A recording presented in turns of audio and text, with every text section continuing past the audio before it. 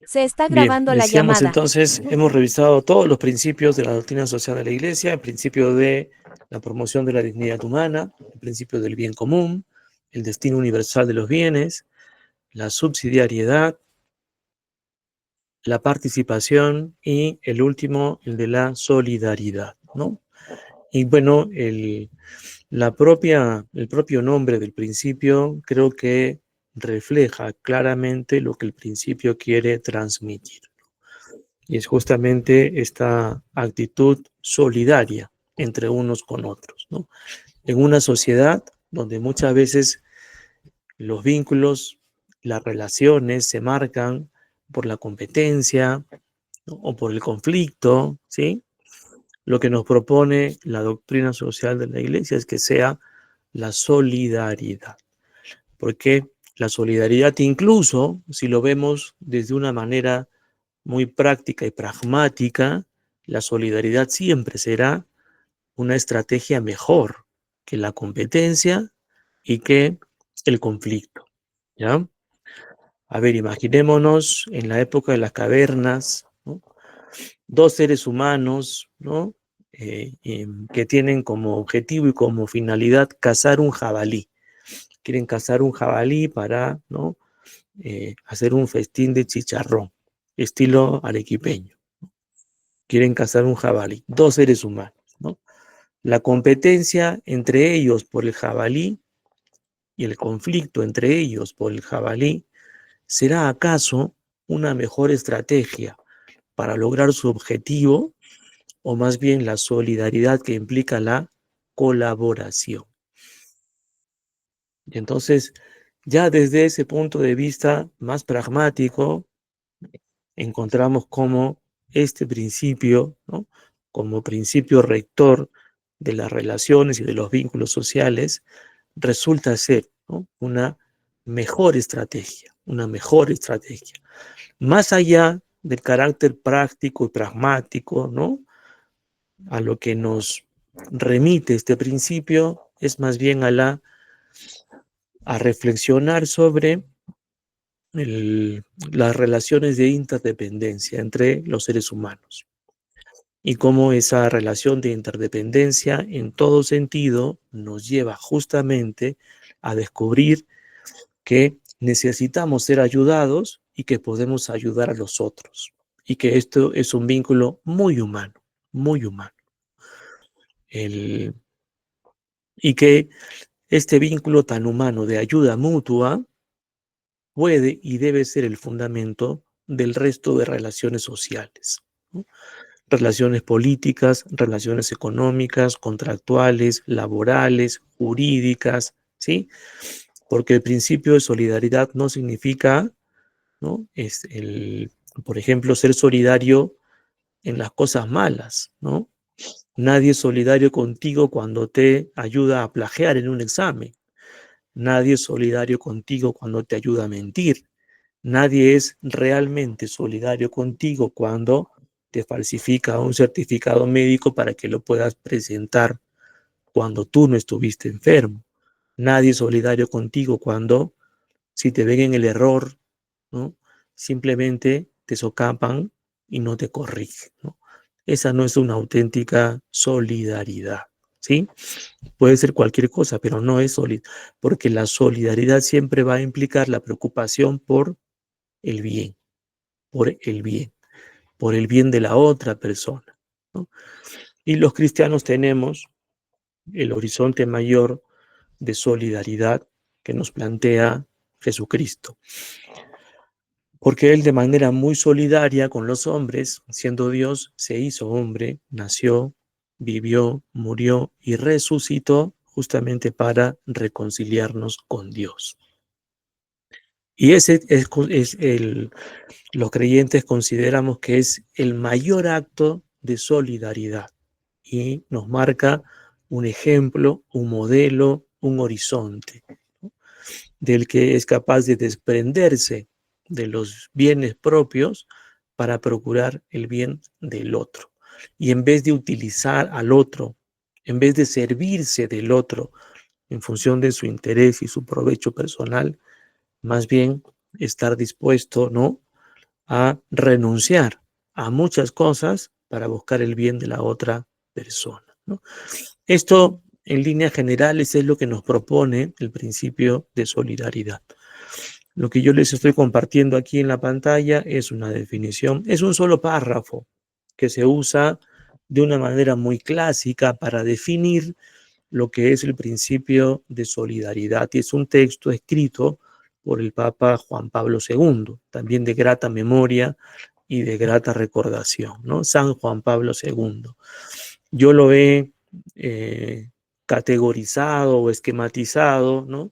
De esta manera, de repente para quizás se entiende así un poquito mejor, ¿no? Pero es un solo párrafo, ¿ya? Que tiene como punto de partida la conciencia moral de la interdependencia entre personas y pueblos, ¿no? Y esto es una interdependencia frente, ¿no?, a desafíos sociales, económicos, culturales, políticos, religiosos. Y así se nos plantea la solidaridad tanto como una actitud moral personal, pero también como un principio social, ¿no? Y luego viene ya propiamente la definición. Está acá, digamos, el núcleo de la definición, ¿no? Solidaridad no es solamente un sentimiento superficial y pasajero de la indignación que nos puede provocar la situación de vulnerabilidad o de pobreza que, que pasan las personas, ¿no? No es ese sentimiento superficial, al contrario, es más bien una determinación firme y perseverante, ¿ya? Determinación firme y perseverante de empeñarse por el bien común. Básicamente esto es el núcleo del concepto, del principio de solidaridad.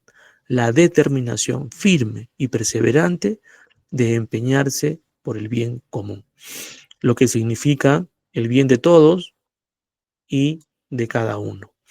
El bien de todos como comunidad y el bien de cada uno como individuo, ¿no? Y así todos nos sentimos entonces verdaderamente responsables unos de otros, ¿no? Esto contrasta con las miradas ideológicas, ¿no? Que hemos estado también eh, utilizando para comparación en las clases, ¿no? El, porque la solidaridad, ¿no?, es justamente contraria, ¿no?, a solamente buscar el afán de ganancia, que podría ser bajo el liberalismo individualista. Y la solidaridad también es contraria a esa sed de poder, ¿no?, que por ejemplo buscan, ¿no?, los comunistas, ¿no? La solidaridad entonces se plantea como algo contrario, ¿no?, a estos planteamientos ideológicos que en vez de contribuir con el desarrollo, más bien lo frena, ¿no? Y para el cristianismo, ¿no?, estas ideologías que reducen al ser humano se vencen gracias a la solidaridad y siempre con la ayuda de Dios, que nos enseña que la entrega por el bien del otro, el, nos marca, ¿no? Que en lugar de explotar al otro, en lugar de servirse del otro, en lugar de oprimirlo, ¿no?, más bien estar al servicio del otro, más bien estar al servicio del otro, ¿no?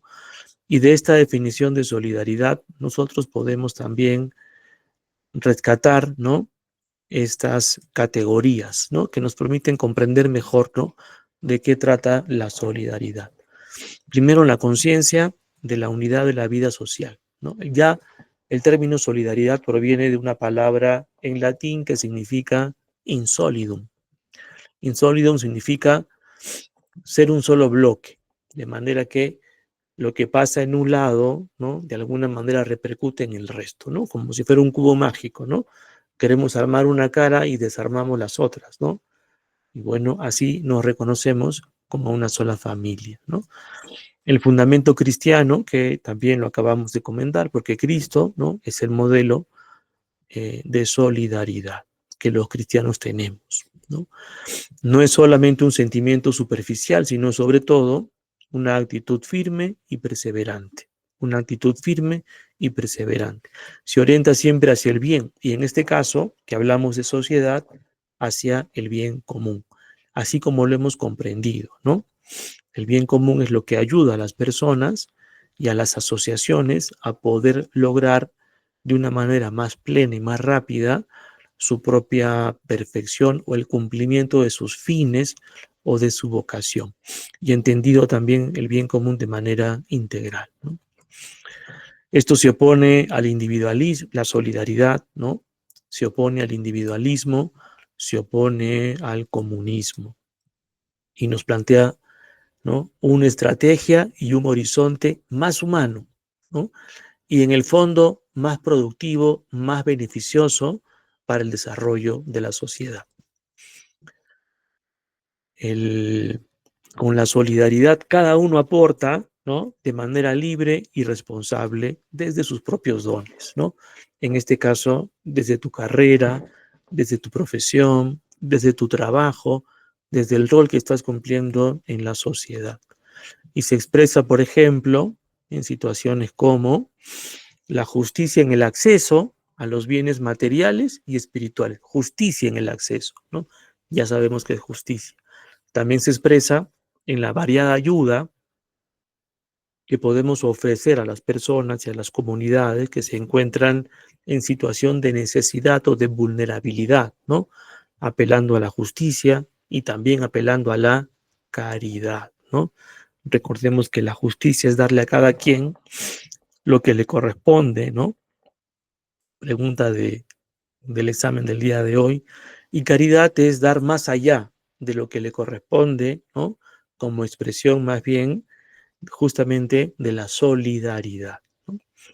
Y también se expresa este principio en el esfuerzo que hacemos por reformar las estructuras y las conductas sociales que obstaculizan el bien común. Y allí cada uno, desde su trabajo, desde su profesión, desde su función en la sociedad, podrá colaborar de diferente manera a que se pueda lograr eh, estas mejores posibilidades de poder acceder a los bienes comunes, ¿no? La pregunta que podríamos dejar entonces, ¿no?, para el análisis es: ¿de qué manera tu carrera, tu profesión, las ciencias que tú estás aprendiendo, ¿no?, en tu propia especialidad pueden, ¿no?, también inspirarse en el principio de la solidaridad, ¿no? Si hablamos, por ejemplo, de las herramientas tecnológicas, como en clases anteriores lo hemos visto, ¿no?, son un medio hoy día, ¿no?, fabuloso y valioso justamente para dar muestras de ese vínculo tan humano, ¿no? Em, que permite más bien, si se usan correctamente, por supuesto, ¿no? Si se usan correctamente, que pueden más bien potenciar las relaciones humanas, la justicia, el bien común, ¿no? Y todo esto en el marco, ¿no?, de buscar que la solidaridad se convierta en un principio social, ¿no? Entonces, esa pregunta podríamos dejar ahí, ¿no?, ya para la reflexión personal. Así ya acabamos el principio de solidaridad y pasamos al siguiente tema, que es el tema de familia, que lo veremos con estas diapositivas. Primero aquí.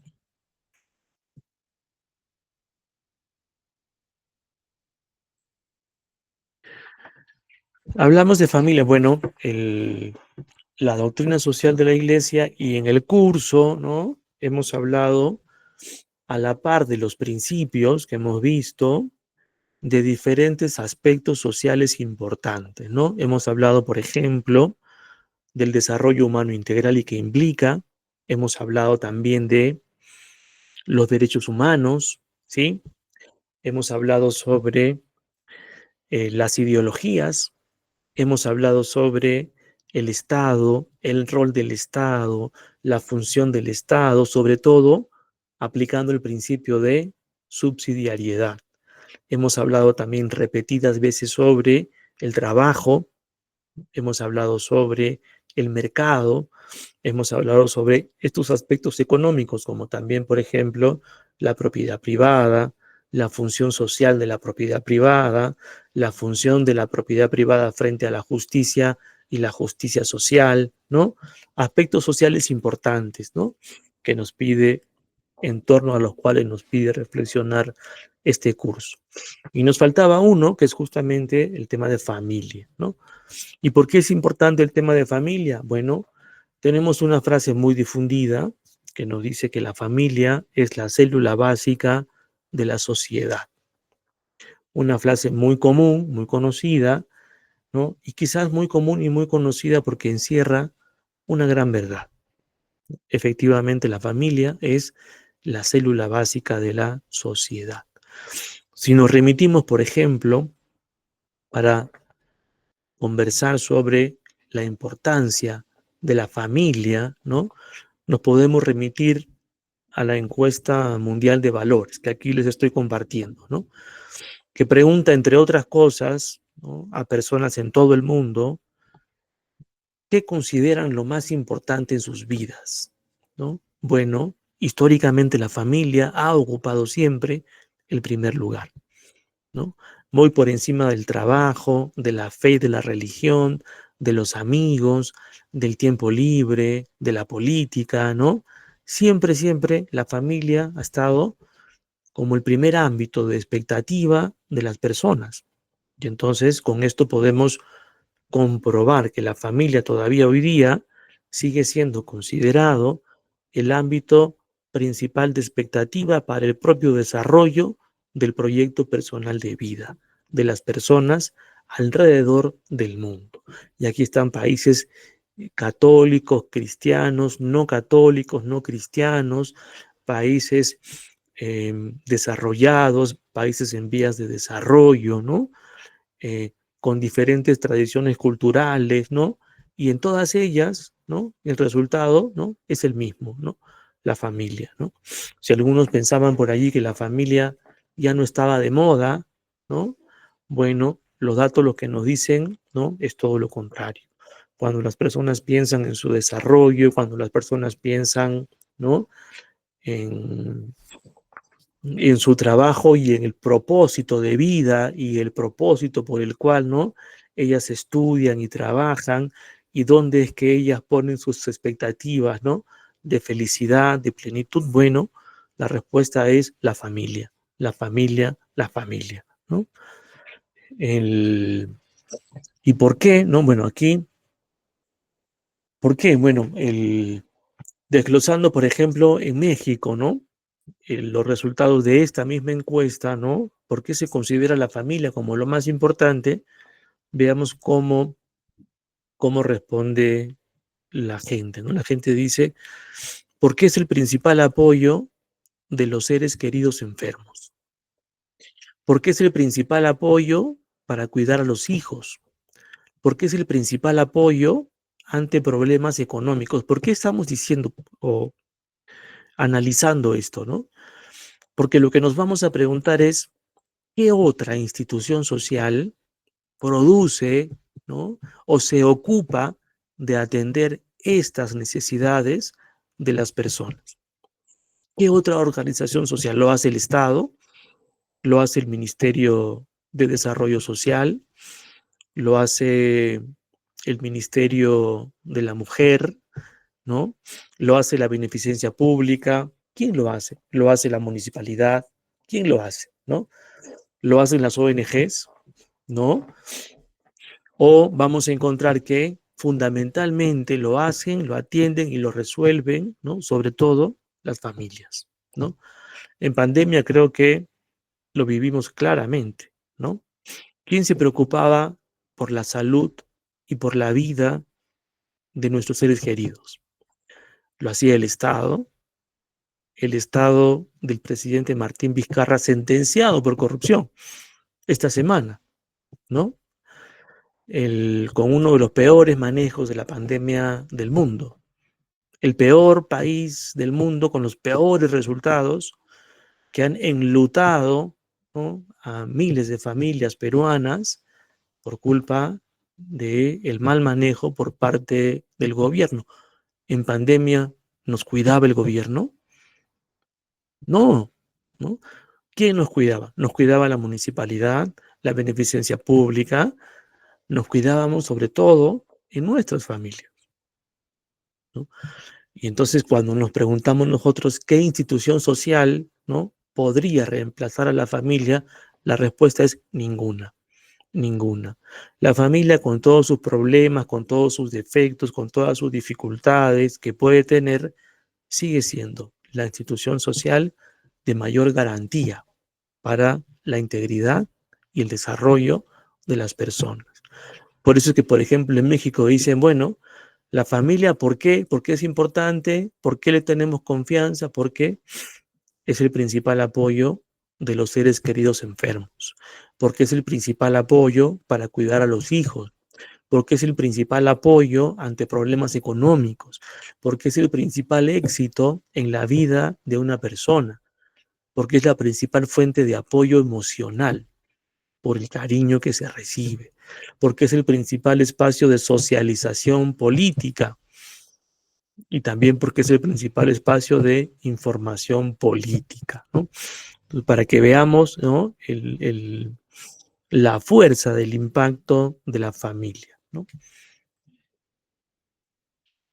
Estos son resultados de la encuesta mundial de valores por países, ¿no? El país que más valora a la familia, ¿no?, es Gran Bretaña, 93.3%, ¿no? Perú está por acá, ¿eh? 85.3%. Es un porcentaje alto, pero yo creo que deberíamos estar más arriba, ¿no? Y bueno, de ahí nos puede venir, ¿no?, una pregunta muy, muy natural, ¿no? Y es bueno, ante los cambios que la sociedad, ¿no?, actual viene atravesando, ¿no? Pues no podríamos hablar, es lo que se dice, ¿no?, de solamente una forma de familia, sino que podríamos hablar de muchos tipos de familia, ¿no? Entonces, profesor, ¿no? No porque se valore a la familia significa que se valora, ¿no?, un solo modelo de familia. Podríamos tener muchos modelos de familia, ¿no? Como los que tenemos en esta diapositiva, ¿no? Está, por ejemplo, la familia nuclear o la familia tradicional o la familia natural, ¿no? La que está compuesta por un papá varón, por una mamá mujer. Hoy día hay que confirmarlo así, de esa manera, ¿no? Que se han casado, que tienen hijos en común, que viven juntos y que los crían juntos, ¿no? Digamos la familia tradicional, la familia clásica o la familia natural, ¿no? Porque, digamos, es expresión de la natural complementariedad, ¿no?, entre el varón y la mujer, ¿no? Pero también otras formas de familia podrían aparecer, como la familia monoparental, la que está, digamos, que tiene solo al papá o a la mamá, ¿no? En el Perú tenemos muchas familias de madres solas, por ejemplo, ¿no? Otro tipo de familia, la familia compuesta, ¿no?, donde aparece el padrastro, la madrastra, ¿sí? Otro tipo de familia, ¿no?, la familia que tiene como pareja principal, ¿no?, a una pareja del mismo sexo, ¿no?, y que se le llama la familia homoparental. Falta una forma más de familia que ya no me dio espacio para colocarla acá y que es la familia por convivencia, ¿no? Es decir, un hombre y una mujer sí, ¿no?, como pareja principal, pero que no se han casado. No se han casado ni por civil ni por religioso, sino que solamente conviven, ¿sí? Sin que eso genere mayor tipo de responsabilidad, ¿ya?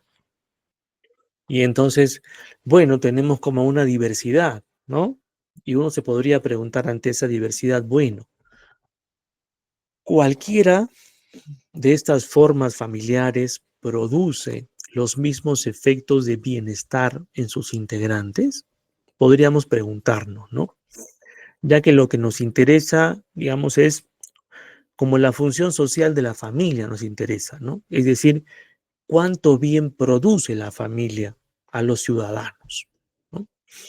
Entonces, la pregunta podría ser, ¿no? La repito, ¿no? Cualquiera de estas formas de familia, ¿no?, produce los mismos resultados de bienestar en los integrantes de las familias. ¿Alguien tiene alguna opinión, algún comentario, alguna intuición? ¿Da lo mismo?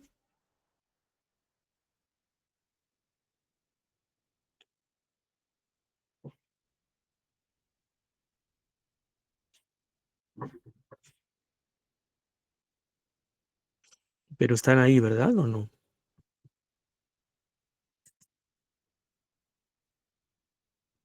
Manuel está, Gabriel, Mauricio. Y entonces, ¿qué me dicen? ¿Da lo mismo? A ver, ¿qué nos dice Patricia Garnica? O sea, yo considero que no, no va a ser igual, pero o sea, no sé si me estoy tal vez ciñendo mucho a mi formación, que sería de parte de una familia nuclear, porque yo considero que, al menos en la formación de un niño, se necesita la presencia de ambos padres, varón y mujer, y eso afectaría en una familia monoparental. Sí, se van a adaptar, pueden aprender, ¿no? Y la mamá lo sabemos, pero siempre es necesario la figura de un padre. En el caso de homoparental, yo creo que los niños se van a quedar cuestionándose y por qué mis compañeritos tienen papá y mamá y lo mío es diferente, o si no, entre los mismos compañeritos le van a hacer comentarios, porque en su casa sus papás también les van a decir, ay, no, sí, seguro son una pareja homosexual. Entonces, yo considero que eso también puede afectar en su formación a futuro. Y en las familias compuestas, pues sabemos el riesgo que hay con, eh, claro, sus nuevas parejas, que si bien uno puede rehacer, hay peligro, no lo va a tratar siempre como que fuera tu hijo biológico. El cariño es diferente. Entonces, todo eso van a ser pequeños factores que sí van a influir en la formación, en el Gracias. apego, en las mismas enseñanzas. Sí, sí, claro. Gracias, gracias, Patricia. Con mucha intuición, Patricia nos ha compartido su opinión y le agradecemos mucho, ¿no? Los demás, ¿no? ¿Qué pensamos? Porque esta muy bien podría ser una pregunta de investigación, ¿no? A ver qué nos dice Mauricio Apaza. Ah, bueno, por mi parte yo creo, bueno, concuerdo un poco con lo que mencionaba mi compañera. Lo único que agregaría, por así decirlo, es que, eh, o sea, en sí, poder formar a un niño es algo un poco complicado, específicamente cuando estos mismos niños tienen un desconocimiento grande sobre cómo funciona el mundo, las cosas bueno, que básicamente representan un poco lo que constituye hoy en día la sociedad que conocemos. Entonces, de cierta manera, creo que es bueno tener tanto la participación del padre y la madre porque son dos perspectivas completamente diferentes en el hecho de cómo se percibe el mundo desde los ojos de tanto de una mujer como de un hombre. Y siempre, a pesar de que pueda haber algunas diferencias en cierto punto, es dentro de esas mismas diferencias donde se va formando un poco el criterio de un niño, ¿no? Donde entiende completamente hasta qué punto un rol bueno, hasta qué punto es el rol del padre y hasta qué punto es el rol de la madre y va construyéndolo. Ahora, si alguno de ellos falla, por así decirlo, hablamos de que no, o sea, no cumple bueno, su tarea como padre o como madre, bueno, eso es un aspecto completamente diferente, pero digamos que en un mundo ideal, en donde cada una de estas familias funcionara, siempre hay este aspecto de, de discordancia en ciertos aspectos, tanto las opiniones que uno puede tener como padre o como madre. El hecho de una familia monoparental no se niega que completamente, o ya sea la madre o el padre, pueda tener una labor concreta en formar bien a su hijo o hija, pero también es cierto que hay aspectos que, bueno, yo por lo menos como varón, no entiendo completamente dentro de algún tipo de psicología de una mujer, o ya sea aspectos biológicos, etcétera. Entonces, para un padre va a ser un poco más complicado el hecho de poder hablar sobre esos temas o todo ello, porque no lo entiende. Por más que pueda estudiarlo, por más que se pueda formar, no es lo mismo, porque una cosa es que tú conozcas y otra cosa es que lo entiendas. Entonces, es un poco más complicado. Puede llegar a formar buenos hijos, buenos ciudadanos, todo, sí, pero va a ser mucho más complicado. Igual en el caso de la mujer, que no es lo mismo en el aspecto de conocer exactamente cómo funciona el pensamiento de un hombre o cómo actúa, cómo es su aspecto biológico, completamente diferente. En el caso de la familia homoparental, bueno, es básicamente también casi lo mismo, o sea una pareja de lesbiana o sea una pareja gay, es lo mismo, hay muchos aspectos que no se entienden de la misma manera y supongo que también las parejas que son homoparentales tienen completamente en consideración eso, sabiendo completamente que si van a tener una hija y son una pareja gay, obviamente hay cosas que por más que puedan entender de cierto punto, en tal aspecto tal vez psicológico, no lo van a entender en el aspecto biológico y es algo un poco más complicado conectar en ese aspecto. Entonces, y en la familia compuesta, bueno, sí, el problema principal es también la conexión directa con los hijos. No hay que mentir tampoco en el hecho de que un padre va a velar mucho más por un hijo que es biológicamente suyo que por un hijo que no lo es, por más que pueda tenerle mucho cariño, mucho aspecto, pero eso se tiene que ir formando poco a poco, a un grado en el cual ya se tenga una relación un poco más directa, pero es un poco más complicado. Puede terminar bien si es que todos están comprometidos en funcionar como una familia, pero también está el riesgo de que pueda terminar muy, muy mal. Y ahí es donde yo considero que si vamos a hablar del aspecto de la familia, creo que el foco principal son los hijos en este aspecto, porque ellos no tienen culpa completamente de nada de lo que es bueno, lo que esté sucediendo en la familia. Creo que los adultos son los que deben entender completamente que no están criando cualquier cosa, es un ser humano, una persona que en un futuro pueda contribuir para bien, como también puede contribuir para mal, dependiendo de cómo lo vayan a formar. Muy bien, Mauricio. Gracias. Gracias a ti. Gracias también a Patricia, ¿no? El, la opinión que ustedes expresan y que yo comparto completamente, ¿no? Bueno, sería una opinión que en ciertas redes sociales podría ser, como le dicen hoy día, muy funable, ¿no? Porque vivimos, ¿no?, en una situación en la que como que se quiere imponer una aproximación al tema de familia y aquel que plantea, ¿no?, una opinión que dice el papá varón tiene una manera distinta, ¿no?, de ser justamente padre varón y la mamá mujer también tiene una manera distinta como mamá y como mujer de aproximarse a la familia, de aproximarse a los hijos y de atenderlos y de comprenderlos y de apoyarlos en su desarrollo y en su crecimiento, ¿no? Sin que uno sea más importante que el otro, solamente son perspectivas distintas y aproximaciones diferentes porque corresponden, ¿no?, justamente a características naturales diferentes y por eso mismo complementarias, ¿no? Afirmar esa riqueza de la diferencia entre lo masculino y lo femenino y su carácter complementario y la potencia de esta riqueza, ¿no? Hoy día, ¿no?, eso en los medios sociales, en las redes sociales, es completamente funable, ¿no? No sé si el término está bien empleado, ¿no? Ustedes, por favor, me corregirán, ¿sí? Pero yo estoy aquí más bien justamente para reafirmarlos en esta convicción, ¿no? Ante una sociedad que quiere hacer que pensemos de manera distinta a cómo natural e intuitivamente pensamos, necesitamos muchas veces espacios donde se nos confirme, ¿no?, justamente que nuestra aproximación tiene un fundamento, ¿no? Y en este caso, vamos a hacer que la doctrina social de la Iglesia dialogue con las ciencias sociales, ¿ya? Porque esta ha sido una pregunta de investigación que se le ha planteado un investigador mexicano que se llama Fernando Pliego. Ahí lo tenemos, ¿no? El señor Pliego, ¿sí?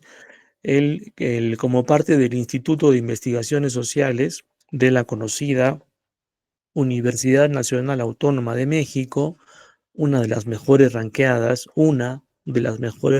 de América Latina, ¿ya?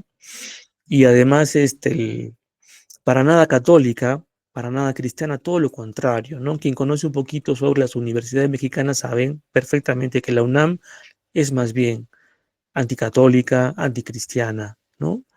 por ese pasado masón y comunista que ha tenido, ¿no? Y entonces, digamos, solamente para tenerlo en cuenta, ¿ya? Bueno, Fernando Pliego, ¿no? En una investigación se planteó esta misma pregunta. ¿Da lo mismo cualquier forma de familia, ¿no?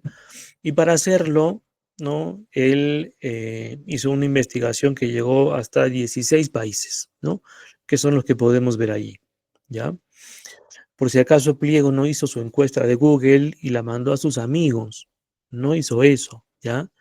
Él lo que revisó fueron 589 publicaciones académicas y oficiales, o sea, censos, ¿ya? O publicaciones académicas que tuvieran además una muestra muy representativa, 800 casos o más, para que los resultados de la investigación tuvieran esa rigurosidad que la investigación académica exige, ¿no? Y él midió, bueno, recogió, ¿no? Y pudo medir, ¿no? Y comparar diferentes aspectos del bienestar de las personas, como por ejemplo el rendimiento en educación, la seguridad física, la relación entre padres e hijos, el funcionamiento de los cónyuges, la salud sexual, la salud mental, la salud física, el ingreso, el trabajo, las condiciones de vivienda, la protección frente a las adicciones, ¿no? Es decir, él dijo, bueno, si hablamos de bienestar, yo quiero tener indicadores que los pueda medir y que los pueda comparar, ¿no? Y que sean estos, ¿no? Fabuloso. ¿Y qué cosa encontró Pliego? ¿No? Su principal resultado fue que no da lo mismo. No da lo mismo, ¿no?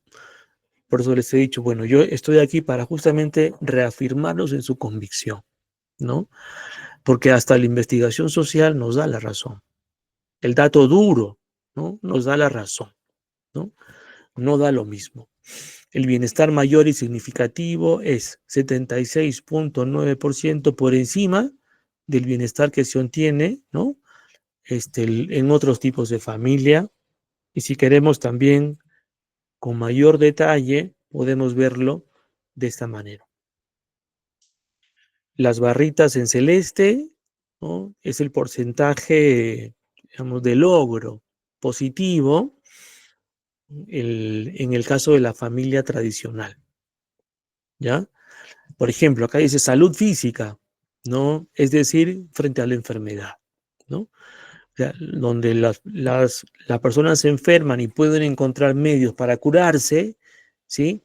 Es 56.7% más positivo en la familia tradicional que en el resto de tipos de familia. En el tema de ingresos y trabajo, el ingreso y el trabajo es mejor y más estable, 87.7% en las familias tradicionales que en las otras formas de familia. Las condiciones de la vivienda son 94.3 mejores en las familias tradicionales que en el resto de familias, 0.000 algo. La protección frente a las adicciones en las familias tradicionales llega al 73.9% frente a un 3.0 en otras formas de familia, ¿no? El rendimiento en educación de los hijos es 71% mejor en las familias tradicionales que en el resto de familias. La seguridad física, esto es muy importante, por ejemplo, la violencia, ¿no?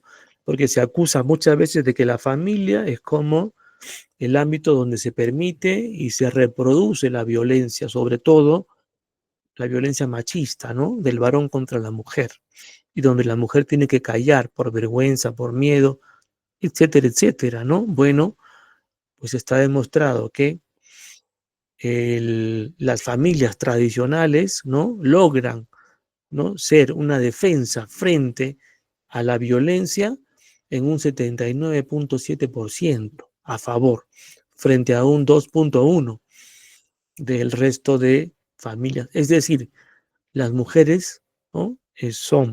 Se pueden sentir más seguras y más protegidas dentro de la familia tradicional que en otras formas de familia, ¿sí? Es mucho más fácil, ¿no? En esta proporción que que la mujer sea víctima de la violencia en otras formas de familia antes que en la familia tradicional, donde está ella más protegida.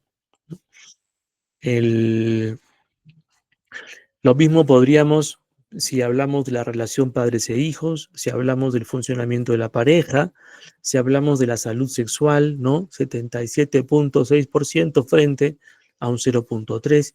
Si hablamos de la salud mental también, ¿no? 69.5% a favor de las familias tradicionales frente a un 1.6% de el resto de familias, ¿sí? El, y justamente esta familia tradicional que tanto bienestar produce en sus integrantes, en estas dimensiones que podemos medir y podemos graficar de esta manera, ¿no? Es justamente, ¿no? El tipo de familia que promueve la doctrina social de la Iglesia y que siempre ha promovido la familia tradicional, la familia nuclear, la familia natural, ¿no? En la que está compuesta por un papá varón, por una mamá mujer, que están casados, ¿ya? No que conviven, sino que están casados, ¿sí? Que tienen hijos en común y que crían a sus hijos, ¿no? Y de este matrimonio, ¿no? Es en torno al cual surge esta familia con estas características, ¿no? Y yo a continuación voy a explicar entonces qué es lo que enseña la doctrina social de la Iglesia sobre este tipo de familia, ¿no? Que tanto bien produce a sus miembros, a sus integrantes, con esta magnitud y de esta contundencia, ¿no? Pero si me permiten un consejo, entre paréntesis, ¿no? Lo que estamos viendo allí, ¿no? Es también, sobre todo en esta etapa de juventud, ¿sí? Una fuerte llamada de atención, ¿no? Yo creo que todos queremos, todos cuando somos jóvenes, ¿no? Y pensamos en nuestro futuro, ¿no? Y si la familia está dentro, casarnos está dentro de nuestros planes, ¿no? Quisiéramos, por supuesto, los mejores resultados de bienestar para nosotros, para nuestros hijos, para nuestra familia, ¿no? Quisiéramos que nuestra familia haya salud física, ingreso, trabajo, vivienda, protección frente a las adicciones. Quisiéramos que nuestros hijos puedan rendir en la educación, tengan, digamos, la estabilidad familiar que les permita rendir en temas de educación, etcétera. Cada uno de todos estos ítems, ¿no? Bueno, si queremos seguir en la línea de la investigación estadística, podríamos decir también lo siguiente, ¿no? Si tú quieres eso para ti y para tu familia en el futuro, ¿cuál es el principal predictor de ese estado de bienestar familiar? ¿Cuál es el principal predictor? A la luz de la evidencia estadística que estamos revisando, ¿no? ¿Será acaso la profesión que estudias? ¿Será acaso el trabajo que tienes? ¿Será acaso el lugar donde vives? No, no. El principal predictor es la unidad del vínculo conyugal, la unidad del vínculo matrimonial, la unidad de la familia. Será el principal predictor. Por lo tanto, ¿sí? La decisión más importante que vayas a tomar tú para el resto de tu vida en este horizonte que estamos viendo es la decisión de la pareja con la que te vas a casar. Es la decisión de la pareja con la que te vas a casar. Por eso la seriedad, por eso la necesidad de la madurez, de la libertad, de cumplir cada etapa en el desarrollo, tanto personal como también cada etapa, ¿no? En la amistad y el vínculo que tenemos con la persona con la que en un futuro nos vamos a casar, de la preparación, de la formación, del respeto, ¿no? Del crecimiento juntos, ¿no? En esta preparación, en esta madurez para poder dar el paso posterior del matrimonio. ¿no? Y otras circunstancias que pueden precipitar las decisiones, otras circunstancias que podrían complicar también las decisiones, ¿no? No nos ayudarían a tomar entonces la mejor decisión, ¿no? Y ojalá que en 20, 30, 40 años, ¿no? Te acuerdes un poquito, ¿no? De repente de lo que conversamos en esta clase y de lo tanto que resaltamos, ¿no? El tema para el éxito personal, para la vida personal, para la felicidad, para la realización, para el bienestar de tu familia y de tus hijos, lo importante que es elegir a la pareja. Más importante que elegir, estudiar y acabar una carrera universitaria, más importante que eso para la vida de uno, ¿sí? Es obviamente la decisión que tomamos sobre con quién nos vamos a casar, ¿no? Y también el, si compartimos juntos esos valores que van a preservar la unidad de la familia, ¿no? Esos valores que van a preservar la unidad de la familia, ¿no? También eso entonces, como un paréntesis solamente, como una conclusión que podemos sacar de esta estadística que estamos revisando.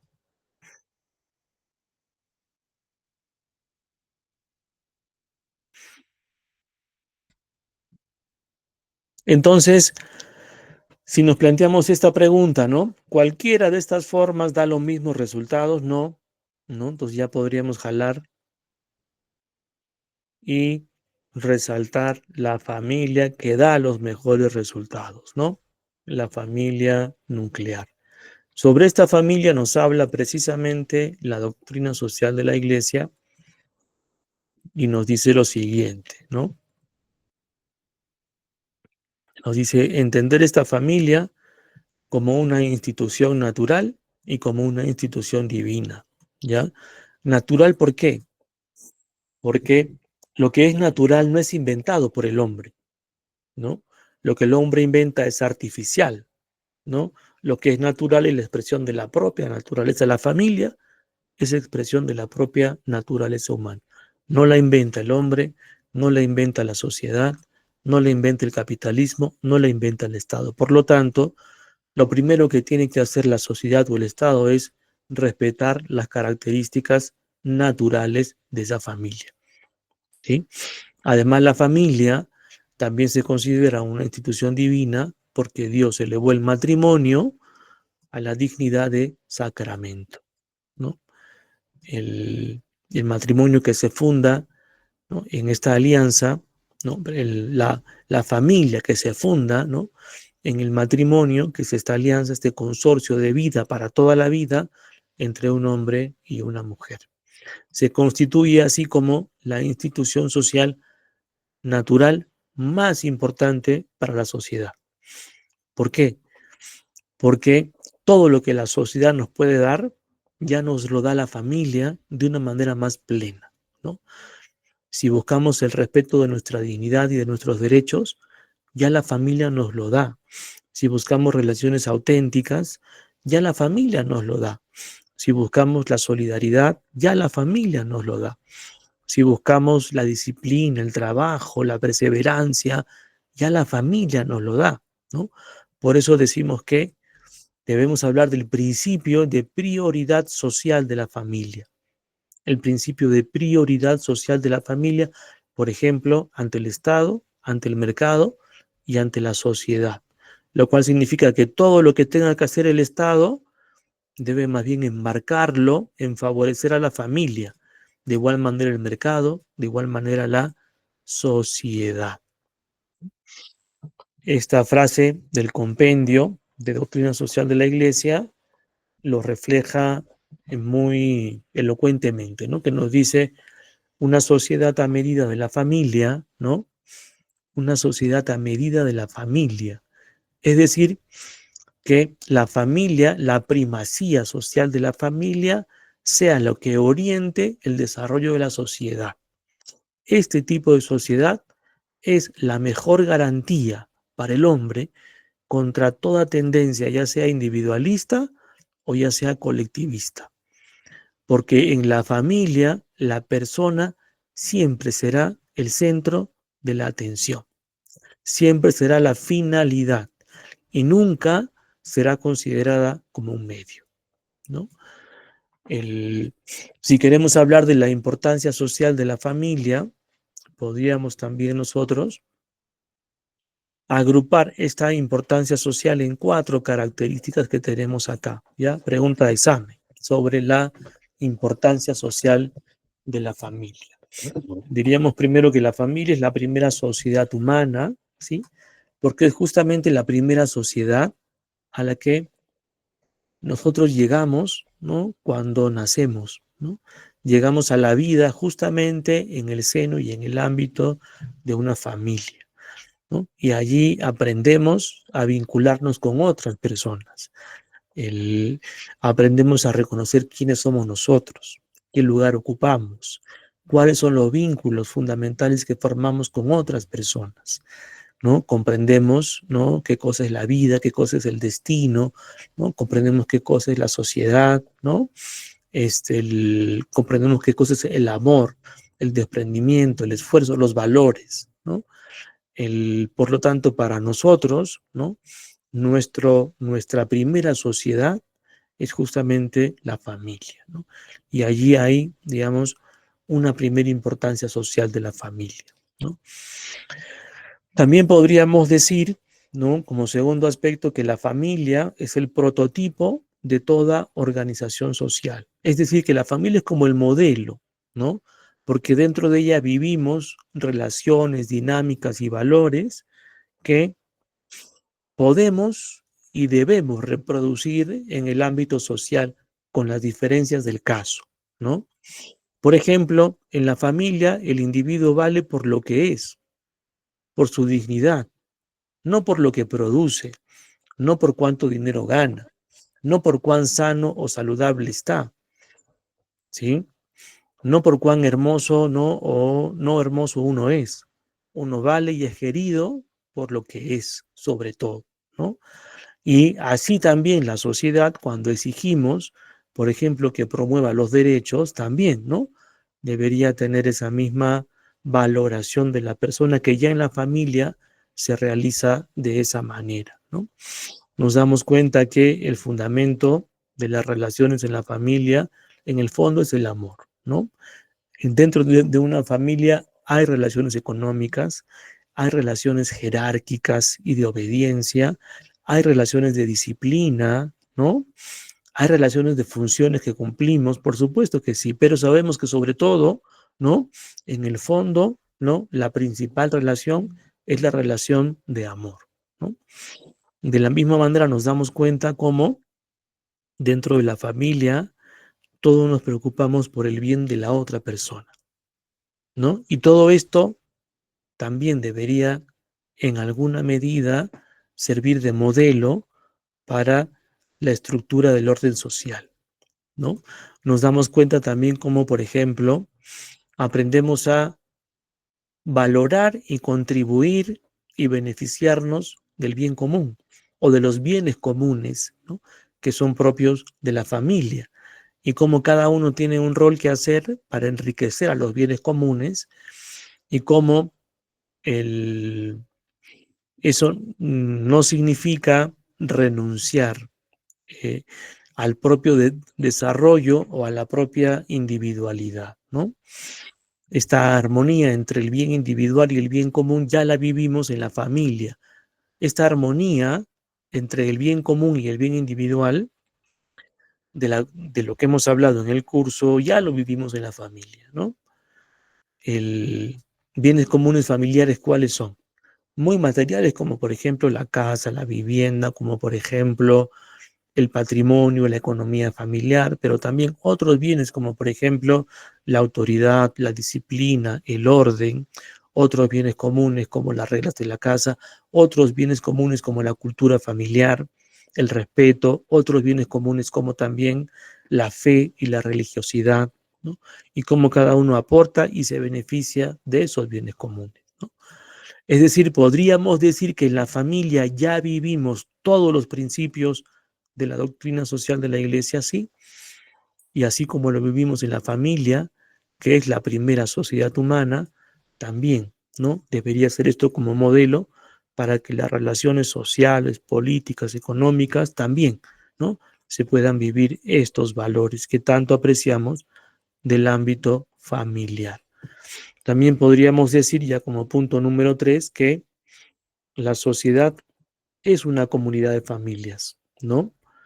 Y esto podemos verlo desde los inicios de la humanidad, ¿no?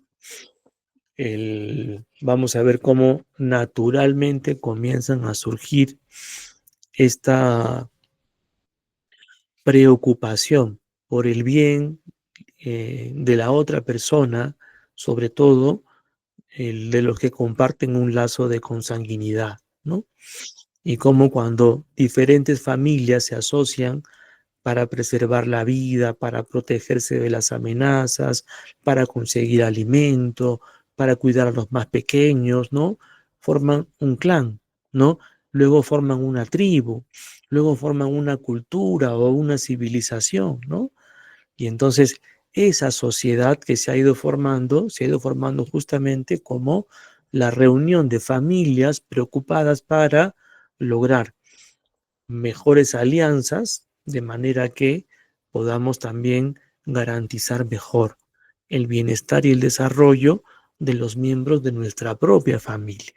Hoy día la sociedad es más compleja que en una tribu, ¿no? Y muchas relaciones son, ¿no? Para nada personales, ¿no? El, pero por que la complejidad sea mayor, ¿no? En el fondo también nos damos cuenta no somos más que familias preocupadas por lograr el mayor bien posible para sus integrantes, ¿no? Entonces también esa constatación de que la sociedad, por más compleja que sea, hoy día todavía es esa comunidad de familia, ¿no? Y también la familia cumple determinadas funciones sociales muy marcadas, ¿no? Primero diríamos que cumple, ¿no? Es la familia como el motorcito de la sociedad, ¿no? Porque es esa célula viva, ¿no? Que va generando toda la dinámica social, económica, política, histórica, cultural, ¿no? Las personas se levantan todas las mañanas, ¿no? Organizan su día, trabajan, estudian, ¿no? El, se dedican, se cuidan mutuamente, se preocupan, se preparan la comida, ¿no? Hacen que la sociedad funcione. Consumen bienes, consumen servicios, pagan impuestos, ¿no? Contribuyen, ¿no? Con la vida social, ¿no? ¿Qué cosa hace que cotidianamente las personas, ¿no? Hagan que la sociedad funcione? Pues justamente la motivación, el propósito de sus familias. Por eso decimos que las familias son como ese motorcito económico, político, histórico, cultural, educativo, moral para la sociedad. Y también muy importante, ¿no? Porque esto si no lo cumple, ¿no? Otro tipo de forma familiar es justamente la función procreadora, ¿no? En esa natural complementariedad entre un hombre y una mujer, de la cual se origina la vida humana y los nuevos miembros para la sociedad. Y de esta función procreadora también la tarea entonces educativa, de cuidado, de búsqueda del bienestar, de la transmisión también de la fe y de la religiosidad, y también, ¿no? Cómo educamos a nuestros hijos como ciudadanos que van a contribuir también con la sociedad. Entonces, si yo les pregunto cuál es la importancia social de la familia, estos 4 elementos, ¿no? Por favor, habría que considerar, ¿ya? Siendo la familia tan importante, o sea, cumple una función social importante y además insustituible, ¿no? Y hemos dicho además que es la principal institución de la vida social, entonces la sociedad y el Estado, ¿no? Deben reconocer a esta institución que se llama familia y se crean entre la familia y la sociedad y el Estado algunas relaciones, ¿no?, de deberes y de derechos, ¿no? Y entonces el principio de la doctrina social de la Iglesia que ayuda a ordenar la relación entre el Estado y la familia, ¿cuál es?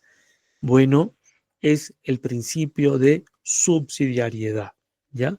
Si yo les pregunto cuál y por qué es el principio social de la doctrina social de la Iglesia para la relación entre el Estado y la familia, la respuesta es principio de subsidiariedad, ¿sí? De cajón. ¿Por qué? Porque el principio de subsidiariedad obliga al Estado a ayudar a las familias, apoyarlas, atenderlas, promoverlas de diferente manera, política, económica, legal, etcétera, etcétera. Principio de subsidiariedad obliga al Estado a apoyar a las familias, pero, ¿sí? Pero le exige al Estado respetar siempre la libertad y la autonomía de las familias. Le exige al Estado siempre que en este apoyo que brindan a las familias respete siempre la libertad y la autonomía de las familias, ¿ya? Principio de subsidiariedad, ¿no? Y entonces, lo primero que este principio le exige al Estado es que respete las características naturales de la familia. Lo primero, ¿no?, que le recuerda es: tu Estado no has creado la familia. La familia es una institución natural. Ningún decreto, ninguna ley ha creado la familia. Por lo tanto, lo que tú como Estado tienes que hacer con tus políticas y con tus leyes es reconocer lo que la familia es naturalmente, como ese consorcio de vida conyugal, ¿no?, entre un hombre y una mujer, que es el matrimonio sobre el cual se funda la familia, ¿no? Y también tendrás que respetar entonces la autoridad natural de los padres sobre los hijos. Una autoridad que no se basa en el abuso del poder, sino sobre todo en el amor y en el bien de los hijos, ¿no? Una autoridad que se basa en el amor y en el bien de los hijos y que nunca podrá ser sustituida por otros medios, menos por el Estado, ¿ya? La patria y que se refleja en este concepto de la patria potestad. La patria potestad. Los tutores, entonces, y los representantes legales, ¿sí?, de los hijos son los padres. Los tutores y los representantes legales de los hijos son los padres. Y por lo tanto, por ellos tendrá que pasar cualquier tipo de política que se quiera aplicar a la familia, respetando esta autoridad, esta tutela y esta representación legal de los padres sobre los hijos, ¿no? ¿Por qué insiste tanto la doctrina social de la Iglesia en esto? Porque vemos cada vez en el Perú y en otros países cómo el Estado busca minar la autoridad de los padres sobre los hijos, acabar con la autoridad de los padres dentro de la familia, ¿no? Vemos cómo ya, por ejemplo, en las actas que se utilizan, ¿no?, en actos civiles, ya no se colocan, ¿no?, el padre, ¿no?, como nombre y apellido del padre y de la madre, no, se coloca progenitor 1, progenitor 2, ¿no? Como si diera, digamos, vergüenza, ¿no?, decir que hay un papá varón y que hay una mamá mujer, ¿no? Y en otros ámbitos también de la vida civil, social y de salud, ¿no?, ya ni siquiera se habla de padres o de progenitores, sino se habla de cuidadores, ¿no? Los cuidadores, ¿no? Cuando los principales, primeros y naturales cuidadores de los hijos, ¿quiénes son? Los padres. Pero se intenta ya omitirlos y eliminarlos, ¿no? Por ejemplo, en este tipo de situaciones. ¿no? Después vamos a ver cómo, por ejemplo, en el Perú, desde hace muchos años, diferentes proyectos de ley insisten en que los menores de edad, ¿ya?, puedan ingresar a a consulta médica sexual sin consentimiento ni presencia de los padres. Tú sabes que por ley, ¿no?, justamente reconociendo la patria potestad, un menor de edad no puede ingresar a una consulta médica solo, tiene que ingresar con sus padres, ¿no? Justamente por la patria potestad. Bueno, estas ONG feministas lo que quieren es que, ¿no?, el quitar, ¿no?, a los menores de edad, ¿sí?, de la tutela de los padres, y que el Estado deba proveerles atención médica en temas de sexualidad y les deba proveer también métodos y medios anticonceptivos sin conocimiento de los papás. Y eso es minar, ¿no?, la patria potestad, ¿no? En otros países vemos cómo, ¿no?, se obliga a los papás a enviar a sus hijos a clases de ideología de género que da el Estado a través de la educación pública estatal, que prácticamente monopoliza todo el sistema educativo, como pasa, por ejemplo, en Canadá, como pasa en España, y tú como papá estás obligado a mandar a tu hijo al colegio sabiendo que allí va a estar expuesto a material gráfico, pornográfico y homosexual, ¿no? Y si no lo haces, ¿no?, el Estado te puede quitar incluso la tutela sobre tus hijos, donde el Estado te impone que aceptes los tratamientos de transición de género de tus hijos menores de edad, que aceptes que un médico del Estado le inocule un tratamiento de inhibición hormonal que va a tener secuelas, ¿no?, biológicas, fisiológicas para toda su vida, y que el Estado te obliga, ¿no?, siendo tú su papá, a que lleves a tu hijo a esos tratamientos, ¿no?, de inhibidores hormonales para su proceso de transición de género, y si te opones, te quitan la tutela de tus hijos y se la dan en adopción a otros padres, ¿no? Eso hace el Estado, ¿no?, en otros países, y es como una ofensiva política justamente para minar la autoridad de los padres sobre los hijos, ¿no? Por eso es que la Iglesia insiste tanto en este principio de subsidiariedad. El Estado tiene que apoyar, pero tiene que respetar la libertad y la autonomía de las familias, lo que implica respetar la patria potestad. Y también implica reconocer que la familia es titular de determinados derechos, ¿no? Por ejemplo, el derecho a formar una familia y a desarrollarnos como familia, el derecho a ser responsables en el campo de la transmisión de la vida, de tener hijos. La familia tiene derecho a la intimidad de la vida conyugal, tiene derecho a la estabilidad del vínculo matrimonial, por ejemplo, frente al avance del divorcio, ¿no? Tiene derecho a profesar su propia fe como familia, derecho a educar a los hijos en los valores y tradiciones religiosas y culturales de cada familia. Tiene derecho de expresarse, tiene derecho de ser representada la familia ante las autoridades. Tiene derecho a asociarse también con otras familias para cumplir, ¿no?, más adecuadamente su misión de familias. Y también tiene derecho a que los menores sean protegidos, ¿no? Por ejemplo, frente a la violencia, a la pornografía, al alcoholismo, a la drogadicción, etcétera, etcétera. Y en esto de recordar cuáles son esas características naturales de la familia, también la doctrina social nos recuerda las características naturales del matrimonio, ¿no?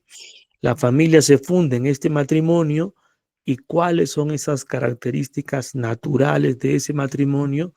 Bueno, la comunión de vida, ¿no?, entre el esposo y la esposa, la totalidad de la entrega, la unidad que conforman, la indisolubilidad del compromiso que han asumido, la fidelidad, ¿no?, obvia, y también, por supuesto, la fecundidad, la procreación y la educación, ¿no?, como las características naturales del matrimonio.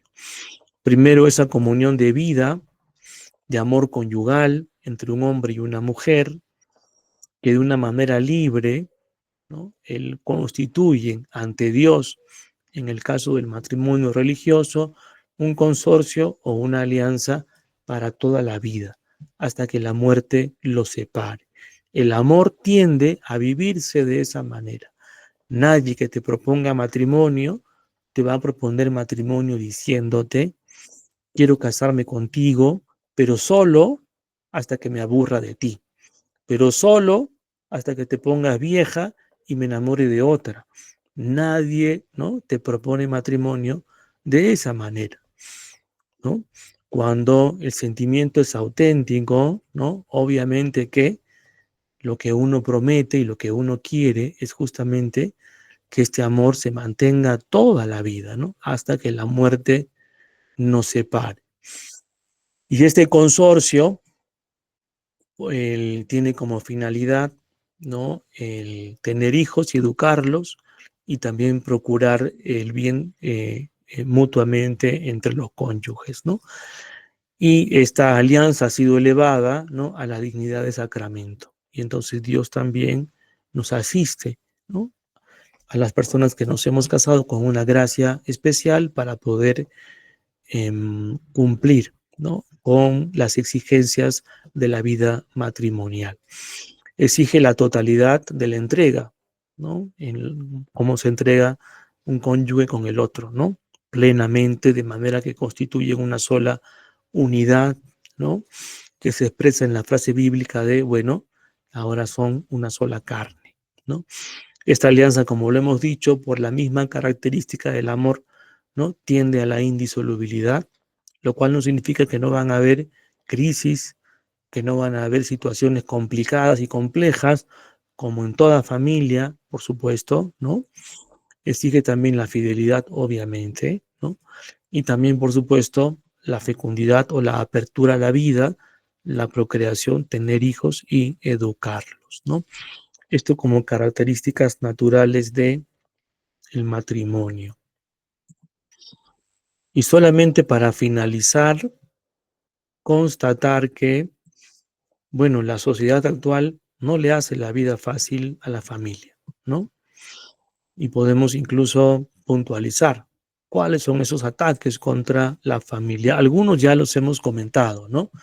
Por ejemplo, del Estado, ¿no? Cuando el Estado pretende no solo apoyar a la familia, sino más bien sustituir a los padres, ¿no? El Estado se constituye en el nuevo cuidador, en el nuevo educador, en el nuevo providente, ¿no? Ya no los papás, sino ahora el Estado. Y aquí se da ese ataque a la patria potestad, el cual también hemos comentado hace un ratito, ¿no? Ahora, por su parte, el mercado también, ¿no? No le hace mucho favor a la familia cuando solamente la mercantiliza, ¿no? Y la considera solamente como una unidad de consumo y de producción. De consumo, una unidad más, ¿no?, en esta masa, ¿no?, de consumismo, ¿no? O el centro dentro del cual se forman los futuros trabajadores de la sociedad industrializada, ¿no?, para que le dediquen su vida, su esfuerzo, ¿no?, más a la actividad económica y lucrativa, ¿no?, que a la preocupación por el desarrollo, el florecimiento, la felicidad, ¿no?, y las responsabilidades familiares, ¿no? A nivel cultural vemos un individualismo muy difundido, una superficialidad y un materialismo, una búsqueda únicamente del placer y del placer inmediato, y todo esto es como un cáncer que va corroyendo a la familia, ¿no? La ideología de género, ni se diga, ¿no?, odia a la familia, ¿sí?, por completo, ¿no? El la idea de que no hay diferencia entre lo masculino y lo femenino y que la igualdad absoluta es lo único que va a garantizar la justicia entre hombres y mujeres, lo que plantea la ideología de género, está minando esa mirada complementaria entre lo masculino y lo femenino, que es justamente el fundamento, esa diferencia y a la vez complementariedad entre el hombre y la mujer es el fundamento del matrimonio sobre el cual se constituye la familia. Y eso, ¿no? Para eso, la ideología de género es como una bomba que él busca destruirlo todo, ¿no? A nivel político, ¿no? Las medidas de control demográfico, la mentalidad antinatalista, la equiparación de otras uniones con el matrimonio tradicional y natural, ¿no? Y también la difusión del divorcio. A nivel económico, la pobreza, ¿no? Obviamente, ¿no?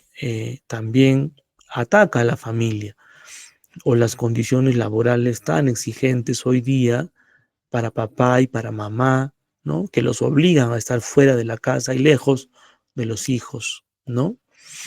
En el ámbito social, la violencia y el machismo, por supuesto, ¿no? Que son males sociales que van en contra de la estabilidad y de la unidad familiar, el alcoholismo, la pornografía, ¿no? Son situaciones también, ¿no? Que van en contra de la familia. Y ya está. Con esto acabamos este último tema que nos faltaba revisar. No sé si alguien tiene un comentario, una opinión, una consulta.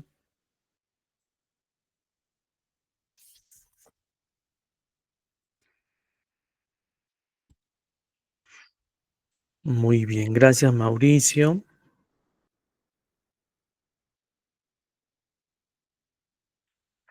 Muy bien, entonces para acabar la clase solo alguna indicación para el examen final, que lo tenemos la próxima semana. Y en cuanto a bueno, el examen final va a ser un examen de desarrollo, ya serán unas 3 o 4 preguntas, yo creo que 3, que hay que responder prácticamente bajo la misma metodología con la que hemos tomado hoy día la evaluación, ¿ya? Y los temas que entran al examen final, ¿cuáles son? ¿Cuáles son los temas que entran al examen final? ¿Sí? Obviamente toda la segunda parte y de la primera parte entra un tema, ¿ya? La persona humana y sus derechos. De la primera parte, la persona humana y sus derechos. Hablamos harto sobre la persona humana, vimos las características de la persona humana, vimos el concepto de desarrollo humano integral, vimos también la aproximación a los derechos humanos, todo eso en torno a qué? A la persona humana y sus derechos. Eso de la primera parte también entra al examen final. Solo eso de la primera parte. Y ya estaríamos entonces. Muy bien. ¿Alguna consulta, duda, comentario?